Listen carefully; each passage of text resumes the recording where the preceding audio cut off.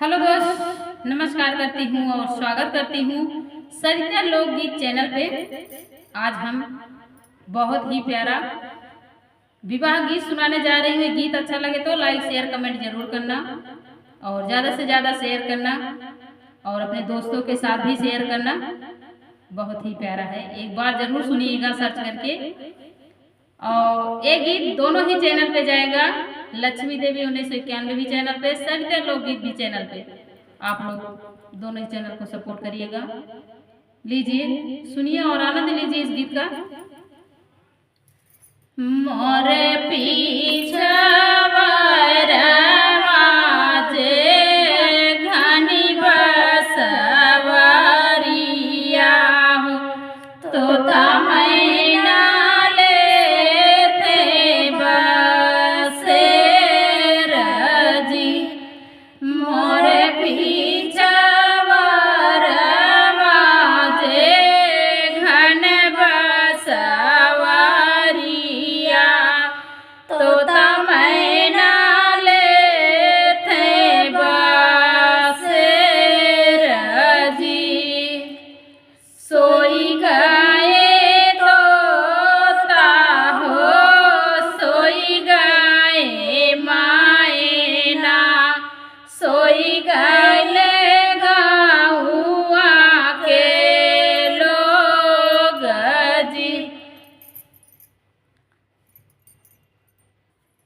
सोई गले तोता हो, सोई गले मायना, सोई गले गहुआ के लोग जी।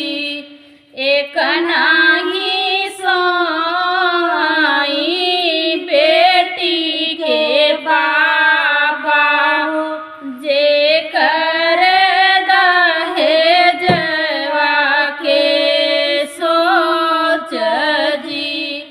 एक नाही सोवाई बेटी के बाबा, जे कर दहे जवा के सोच जी। भीतरा से निकली है माई कावन रानी, बाबा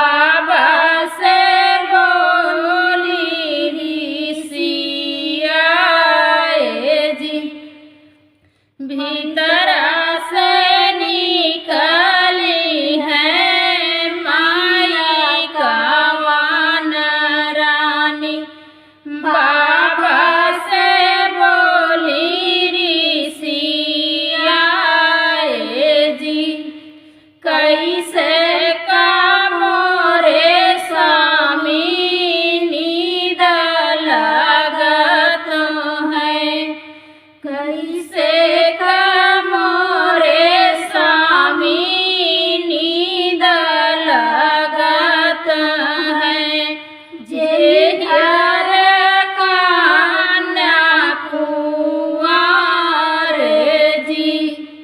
जेहि घर कन्या कुंवर जी। यतनी वचन सुने बाबा हो कावन रामा, बोले हैं मानवा गिरा जी। इतनी वचन सुने बाबा हो मन रामा, बोले हैं मानवा गिरा जी।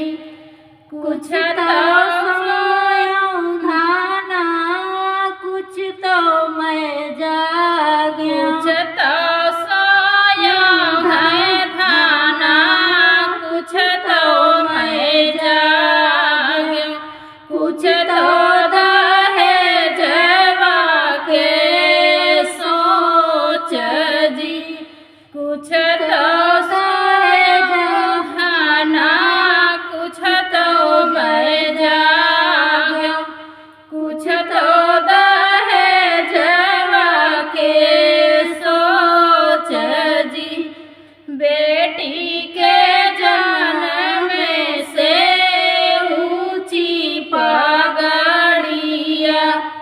जब घर संपत्ति होए जी। बेटी के जन्मे बाबा, बेटी के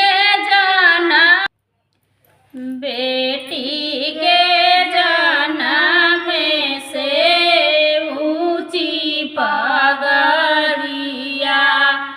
जब घर संपत्ति होए जी।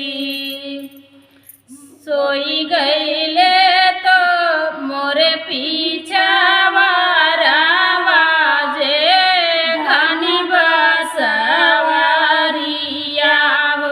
तो तमैना ले थे बसेर जी।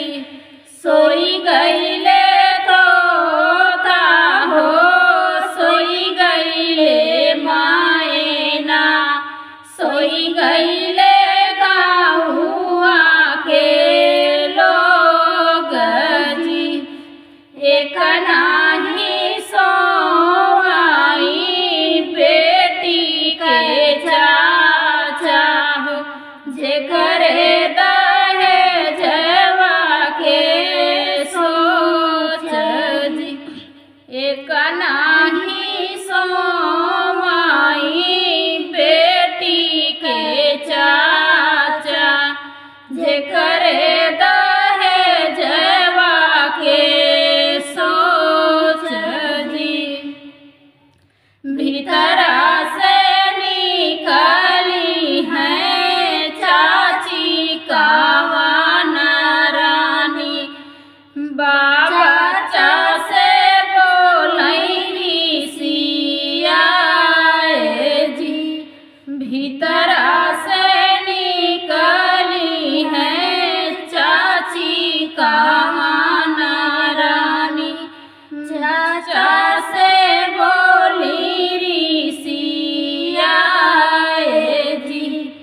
कैसे का मोरे स्वामी नींद लगत है। जेहि घर कान्हा कुंवर जी। कैसे का मोरे स्वामी नींद लगत है। जेहि घर कान्हा कुंवर जी।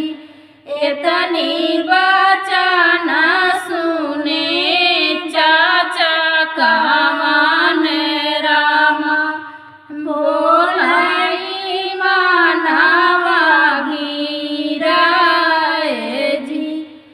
इतनी वचन सुने चाचा कावन रामा। बोलाई मानवा गिराए जी। कुछ तव सोय धाना, कुछ तो मैं जाग्यो। कुछ तो भरतिया के सोच जी।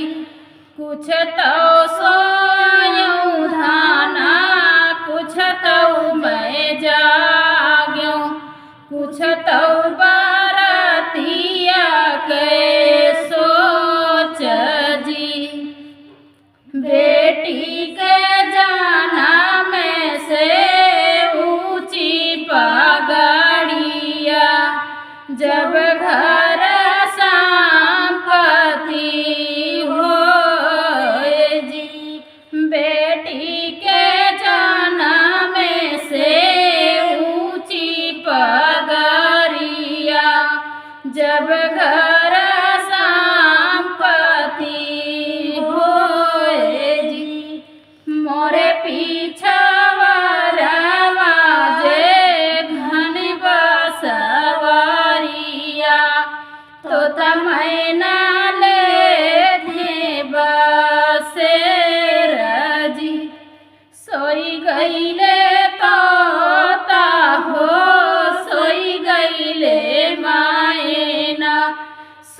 गईले गौआ के लोग जी, एक नाही सोमाई बेटी के भाइया, जेकरे दहेजवा के सोच जी, एक नाही सोमाई बेटी के भाइया, जेकरे दहेजवा के सोच जी।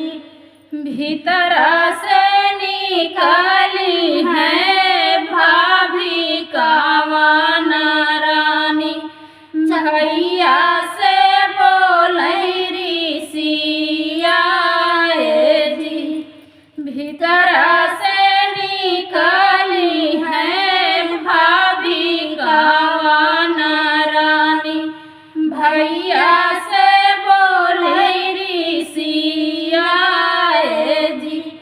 कैसे मोरे स्वामी नींद लगत है, जेहि घरे कन्या कुंवर जी, कैसे मोरे स्वामी नींद लगत है, जेहि घर कन्या कुंवर जी। इतनी बचना सुने इतनी बचना सुने भैया कावन रामा, बोलाई मानवा गिराए जी, इतनी बचना सुने भैया कावन रामा, बोलाई मानवा गिराए जी। कुछ तो सोयऊ धाना, कुछ तो मैं जाग्यो, कुछ तो तिलकिया के सोच जी, कुछ तो मैं सोयऊ धाना, कुछ तो मैं जाग्यो, कुछ तो तिलकिया के सोच जी। बेटी के जन्म से ऊंची पगरिया, जब घर संपत्ति होए जी, बेटी के जन्म से ऊंची पगरिया, जब घर